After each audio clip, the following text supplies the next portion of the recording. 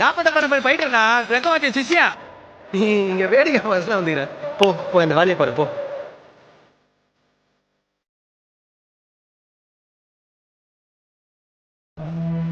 கட்சியா ஒரே ஆட்டம்.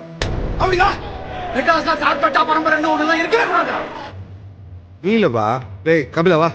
நான் கபில ஃபேமிலியை கூட ஜத போட சொல்லு. ஆளாளுக்கு வாங்க பல்லு முடிச்சு பாக்குறீங்களா? உன்னாச்சு நான் தூக்குறேன்டா. நான் பாக்ஸர் கிடையாது சொல்லிட்டாங்க. நான் பாக்ஸர் இல்லையா?